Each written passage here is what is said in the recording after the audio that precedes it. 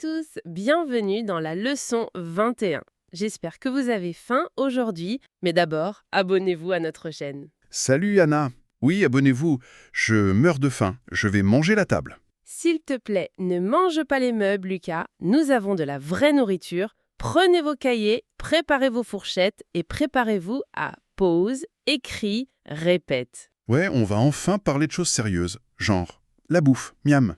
Absolument. Aujourd'hui, on entame un décryptage passionnant d'un guide de leçons de français pour les grands débutants. C'est le niveau A1, donc la base absolue. Et la mission du jour, c'est de survivre une règle de grammaire qui, honnêtement, transforme les apprenants en créatures complètement affamées. C'est ça. On a sous les yeux des documents fascinants. Une liste de vocabulaire de base, une règle de grammaire sur ces fameux articles partitifs, et une petite histoire très amusante intitulée « Le monstre du fromage ». Une histoire qui met en scène deux personnages qui s'appellent par une drôle de coïncidence Anna et Lucas. Ça m'a fait beaucoup rire. Oui, les concepteurs ont de l'humour. Et pour finir, on a un jeu interactif en 4 manches. Bref, un programme bien chargé, mais tu parlais d'une erreur de grammaire dangereuse. Oui, c'est ce qui rend cette leçon si intrigante. En français, une simple erreur de 2 lettres peut donner l'impression qu'on veut, engloutir l'intégralité des réserves mondiales d'un aliment. Ah ouais, la fameuse différence entre commander un petit repas normal et déclarer une urgence nationale dans le restaurant. Exactement. Imaginons la scène. On est dans un petit resto parisien, le soleil se couche, on veut juste une petite tranche de pain. On regarde le serveur et on se trompe sur un tout petit mot. Et là, le serveur s'arrête net. Il te regarde avec horreur, parce que tu viens littéralement de lui ordonner de te livrer toute la boulangerie. C'est l'équivalent linguistique d'une faille temporelle, quoi. On passe d'une action ordinaire à une impossibilité physique délirante. C'est clair. Mais bon, avant de commander la boulangerie entière, il faut d'abord savoir ce qu'il y a sur la table. La première partie de notre document pose vraiment les fondations. Le base de la survie, oui. On introduit le concept général de la nourriture et le verbe essentiel « manger ». Et puis, 4 aliments phares. On a le pain, qui est masculin, le fromage, masculin aussi, et de l'autre côté, on a la viande et la soupe, qui sont des mots féminins. Jusque-là, ça ressemble à une liste de courses très classique. Mais en lisant les notes du guide, un truc m'a sauté aux yeux. Quoi donc? Il y a une insistance presque obsessionnelle sur la prononciation exacte de ces mots, avant même d'essayer de les mettre dans une phrase. Ah oui, la note exige de l'apprenant qu'il se concentre à fond sur le son nasal du mot « pain ». Voilà, et sur la douceur de la consonne dans le mot fromage. Ça m'a fait penser à un orchestre symphonique juste avant un concert, tu vois? Un orchestre? Comment ça? Tous les musiciens s'accordent. Si le hautbois est légèrement faux, on pourrait se dire que c'est un détail, mais en fait, c'est toute la symphonie du repas qui va sonner faux. C'est une super analogie. En français, la phonétique, c'est pas juste pour faire joli, c'est pas un petit bonus esthétique. C'est le socle de la compréhension, en fait. Exactement. Dans d'autres langues, comme l'anglais, le cerveau s'accroche aux consonnes pour deviner le mot. En français, les voyelles, surtout les voyelles nasales, elles portent un sens énorme. Donc si on rate le son nasal de « pain », on ne dit pas juste le mot maladroitement. Ben non, si tu prononces panne, ça veut dire une panne de voiture. Si tu dis pine, c'est encore autre chose. Le francophone en face, son cerveau ne va même pas chercher dans le rayon boulangerie, quoi. C'est pour ça que la leçon insiste autant pour des grands débutants, même s'ils essaient juste de survivre à leur commande, s'ils ne maîtrisent pas la gymnastique du nez et du palais, la communication est morte. C'est un peu cruel, mais super logique. D'ailleurs, comme c'est du niveau A1, on doit parler très très lentement. Écoutez bien la prononciation, répétez le mot « pain » avec le nez. P-A-I-N. Pain. Pain. Et moi, je retiens surtout le fromage, miam, avec le G très doux. Fromage. Parfait. Maintenant que nos mots sont bien prononcés, le vrai défi commence. Comment on assemble ces mots sans provoquer cette catastrophe cosmique dont on parlait? Ah, voilà. C'est là que la grammaire entre en jeu de façon spectaculaire. La fameuse règle de la portion. Oui, la mécanique impitoyable des articles partitifs. C'est l'erreur du le ou la à la place de du ou de la. Explique-nous ça. En fait, c'est très mécanique. Pour exprimer l'idée qu'on consomme une certaine quantité non définie d'un aliment, on ne peut pas juste dire le ou la. Surtout pas. Pour un mot masculin, on doit obligatoirement utiliser du, du. C'est la contraction de et le. Donc, on dit « je mange du pain ». Je mange du pain. Et il faut insister lourdement sur ce DU. Du pain. Et pour le féminin, touramment féminin. On utilise DE et LA. De la. Donc, je mange de la viande. Donc dire « je mange le pain », c'est la fameuse erreur majeure. Voilà.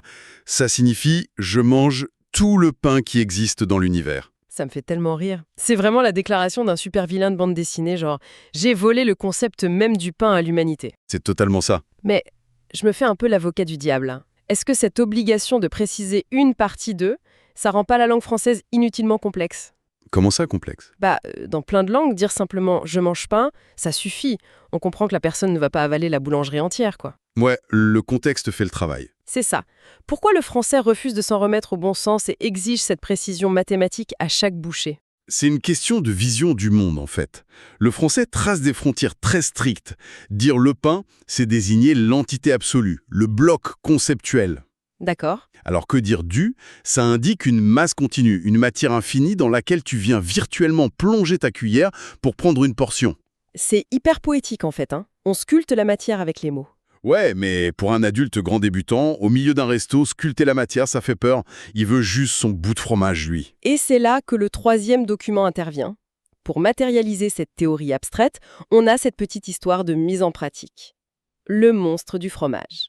Ma partie préférée de la leçon. Miam. Alors, l'histoire met en scène deux personnages. Il est 20h, le garçon a extrêmement faim et la fille apporte le dîner. Et là, poussé par son appétit féroce, le gars commet immédiatement la grosse faute.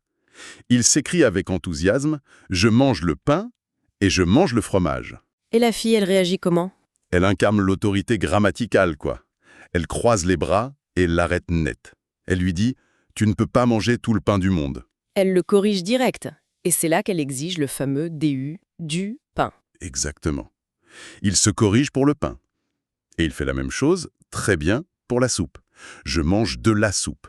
Tout semble rentrer dans l'ordre, mais l'histoire atteint son apogée juste après. Ouais. Le gars s'approche du fromage. Il prend un morceau gigantesque. Et là, il sourit. C'est un sourire vraiment prémédité. Oh là là, qu'est-ce qu'il fait ? Il regarde son ami et il dit volontairement, très fort, « Je mange le fromage ». Le retour du super vilain ? Totalement. La fille veut le corriger, bien sûr, mais il justifie son choix. Il affirme que sa grammaire est parfaite parce qu'il est, je cite, « un monstre » et qu'il a réellement l'intention de manger tout le fromage. C'est génial. Il contourne la règle par pure gourmandise. La fille rit et lui prédit des mois de ventre pour le lendemain, forcément. Et moi, je dis qu'il a eu raison. S'il a faim, il a faim. Je m'émerveille devant cette structure narrative, franchement. Tu penses pas que cette approche humoristique, c'est une technique psychologique super brillante ? Ah ben, carrément. Le fait d'attacher une émotion, genre le rire, l'absurdité de dévorer un bloc entier de fromage, ça ancre la règle aride dans le cerveau bien plus efficacement qu'un tableau de grammaire, non ? Mais oui, le cerveau adore les histoires. C'est ce qu'on appelle la pédagogie furtive. Tu pirates le cerveau avec une blague et bam, la syntaxe rentre. La pédagogie furtive, j'adore l'expression.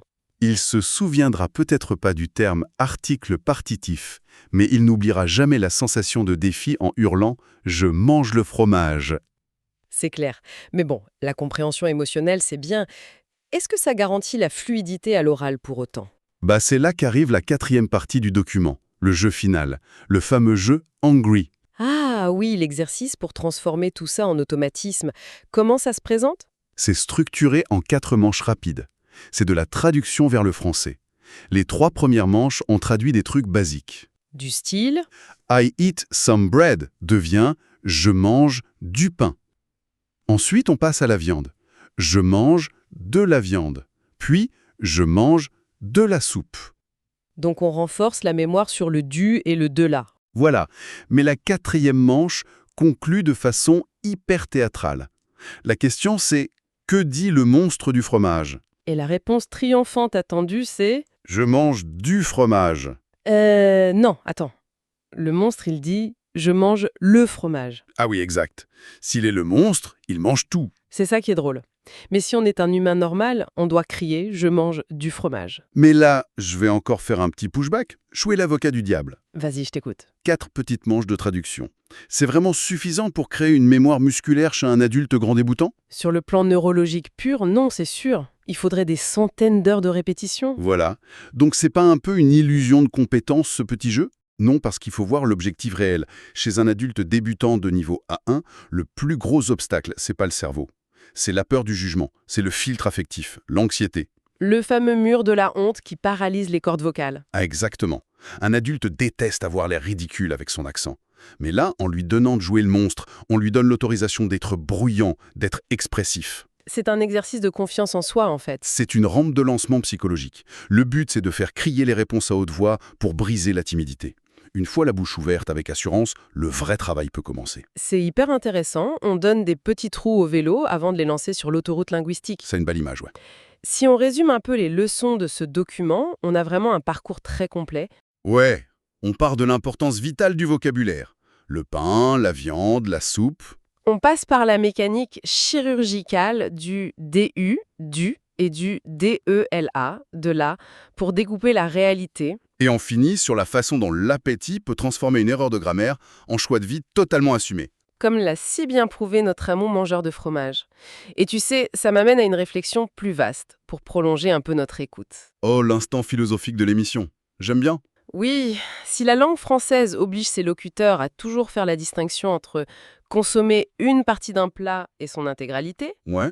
dans quelle mesure cette structure grammaticale a pu secrètement façonner la culture de la gastronomie française? Ah ouais, c'est profond ça. Bah oui, la modération, le fait de goûter un peu de chaque chose, le partage autour de la table. Est-ce que la grammaire est le reflet de cette philosophie culinaire ou est-ce que c'est la grammaire qui a inventé le menu dégustation? C'est une piste sociolinguistique vertigineuse. Le petit mot du serait carrément le gardien de l'élégance à table, depuis des siècles. C'est fascinant d'y penser comme ça, non? Carrément. Mais moi, je t'avoue, philosophie ou pas, j'ai toujours aussi faim. Mon estomac n'a pas de filtre partitif là. Je comprends tout à fait. Et ça fait écho à la fin de notre document source. Ah, que dit la fin? Qu'est-ce que vous mangez aujourd'hui? Mangez-vous de la viande? Mangez-vous de la soupe? Ou mangez-vous tout le fromage comme notre cher monstre ici présent? Moi, je choisis la troisième option, sans hésiter. Je suis le monstre. Dites-le nous dans les commentaires en utilisant «je mange du» et «je mange de là». Faites juste attention à vos mots face à un serveur parisien ou vous repartirez avec les clés de la fromagerie. À bientôt Au revoir! et bon appétit.